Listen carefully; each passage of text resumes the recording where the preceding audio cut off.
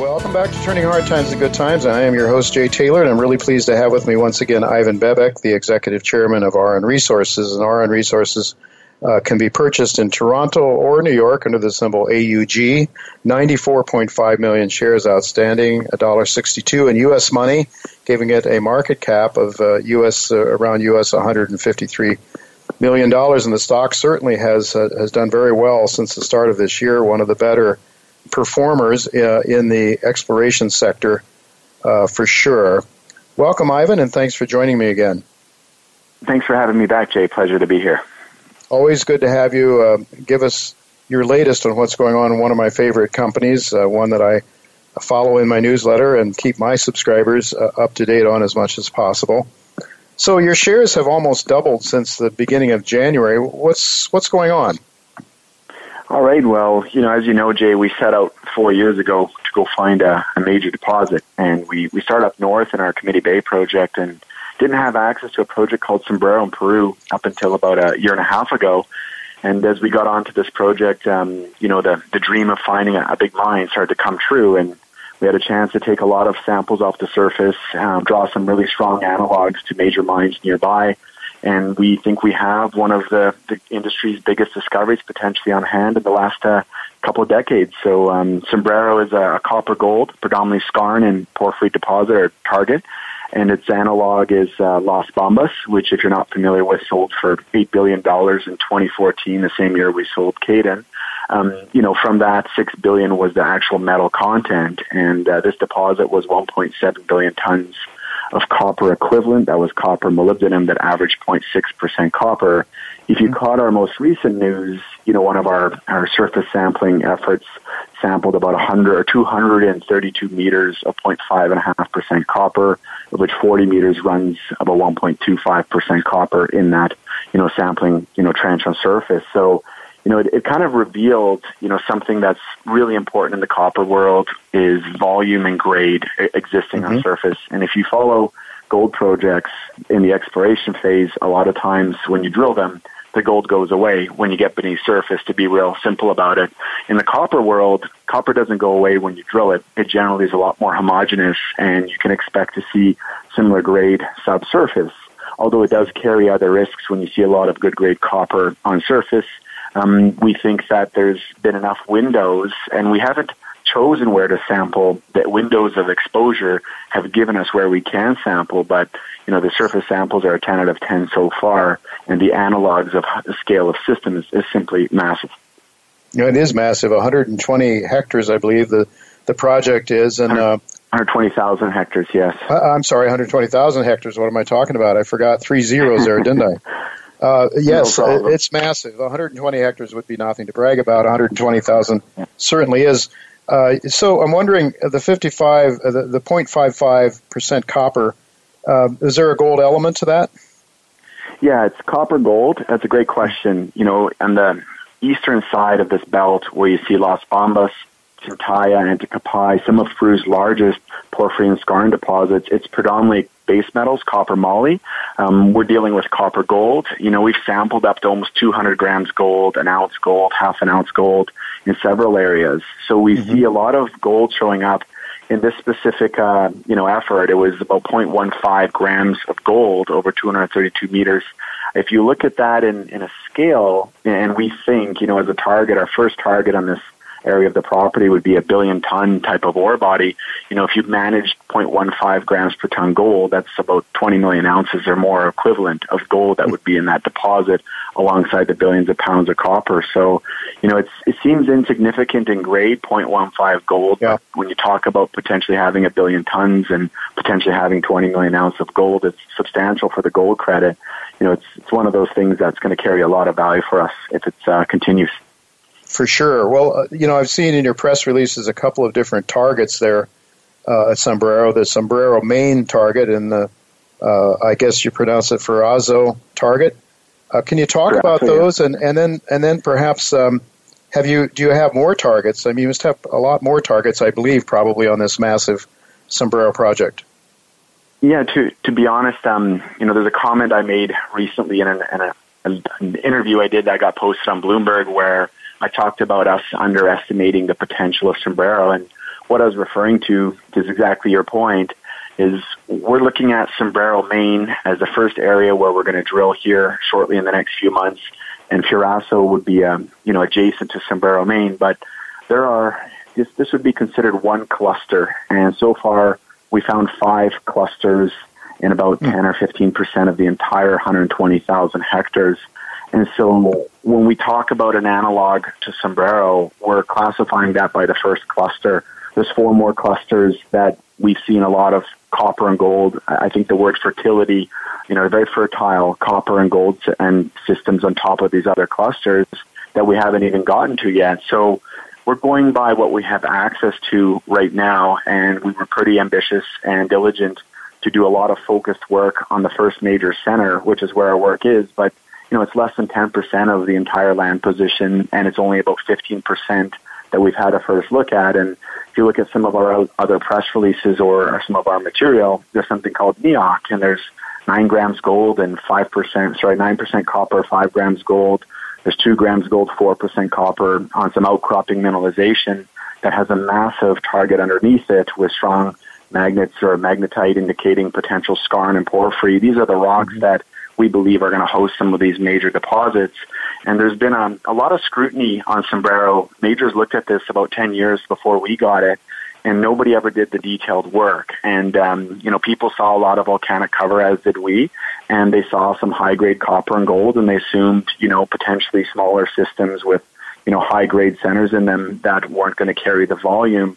But what we've done, and if you look at a series of press releases we've put out, if you watch the video on our homepage, we're demonstrating the scale of Las Bambas in the first cluster with several surface samples, trenching, all the same rocks that occur at Las Bambas in terms of limestone, intrusive contacts, and sediments.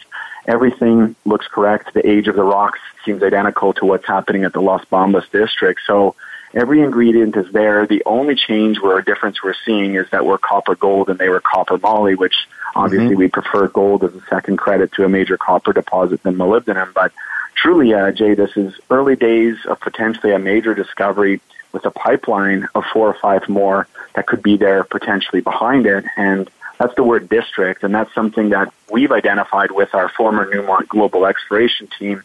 We've always set out to go find big things in the mindset of a major, and screening 7,000 square kilometers to assemble this land position, and get to this point and actually go outside the box and go somewhere where people thought, the right rocks weren't there and find them has truly been a real big achievement. And lastly, I'll point out the amount of corporate interest we've gotten on this project, the CAs that we're signing, the visits we're doing with major mining companies, and there seems to be a common reaction of, oh, we had no idea, this was going to turn out like this. And if you look at samples last year, 109 meters of 0.7, 232 meters of 0.5 copper gold equivalent.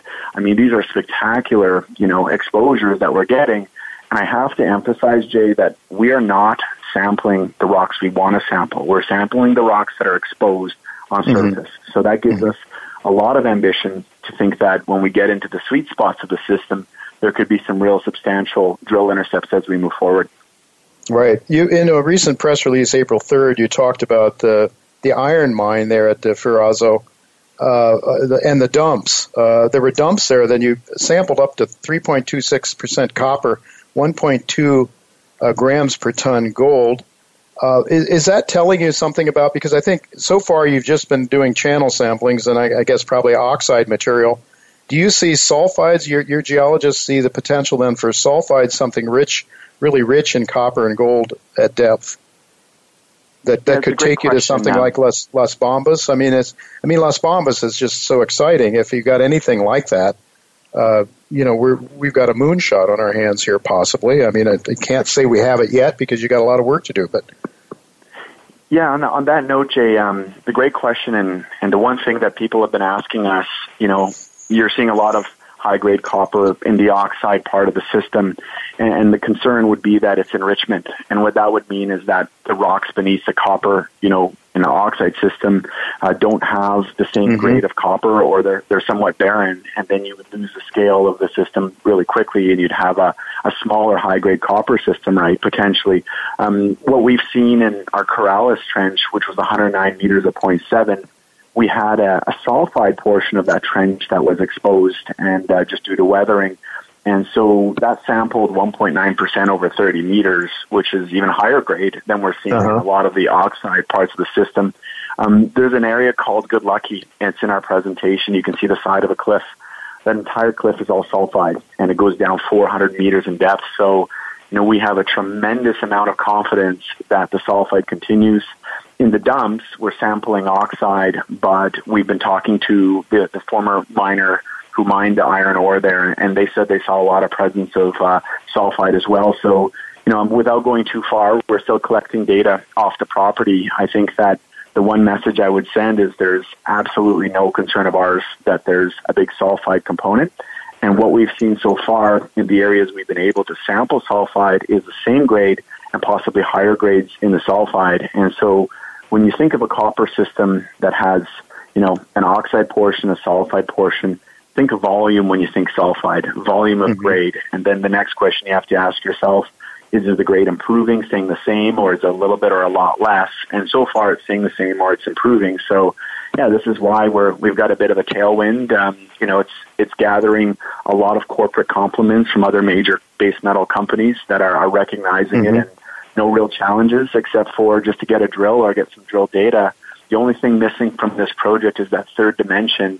And if we can get a hole into it, the model is going to validate much quicker than a gold system. And what we want to see here is we want to see what happens in the skarn part of the system, which is generally the higher grade portions. We want to see how wide is it and how far does it go for. And so far, we've mapped 7.5 kilometers of skarn through magnetics and chargeability as well. And so what that's telling us is the right type of rock goes for a huge distance. We see thicknesses of up to 150 meters thick by 100 meters wide. These are substantial skarn signatures. The multi-billion-dollar question for us is, are these carrying copper and gold in them? And sometimes these magnetic signatures can come off magnetite that's carrying pyrite, other sulfide metals, or, an aquifer or clays could set this off as well. We're really looking forward to our first drill hole. If it runs copper gold in it the way we're seeing on surface in a substantial amount, then you can put the math together very quickly. And, we anticipate that to be the case, but we're going to need that next layer of evidence to really say it with confidence in the market. And we certainly wouldn't be trading at our current share price if that was the case right now. We're just about out of time here. I got to ask you very quickly, how soon do you expect to drill at Sombrero? And secondly, then, if you could just comment real quickly on what you're expecting to do at Nunavut and your Committee Bay project. Yeah, so real quickly, drilling is in process. We're in the system. We expect to have permits in August, give or take a month for just, it's a process that we don't directly control. And so it'd be between July and September, I think is fair, with an August as a target month. Secondly, on Committee Bay, you're going to see a press release shortly. It's going to identify the next steps and what the AI is achieving. It's going to reveal a lot more of how impactful the machine learning is being for us. And so we haven't made any drilling plans for Committee Bay yet. We don't need to till the end of May. Right now, our clear focus and all the attention is going towards Sombrero. Obviously, with weaker metal prices or equity markets, we're going to be really ambitious with a low-cost, high-reward project like Sombrero. But if the market turns positive in the golds and we see room to go and be aggressive at Committee Bay, we'd certainly consider that. But as of right now, our focus is on Sombrero. Look forward to a lot of news coming out. Next week will be a homestake update as well as Committee Bay, followed by a lot more news out of Peru in May as we get really close to this drill program. All right. Sounds really exciting. I can't wait. As an investor, I'm looking forward to it. Thank you so much for being with us again, Ivan, and we'll look to keep up with you going forward into the future. Thanks so much for having me, Jay. We'll appreciate it.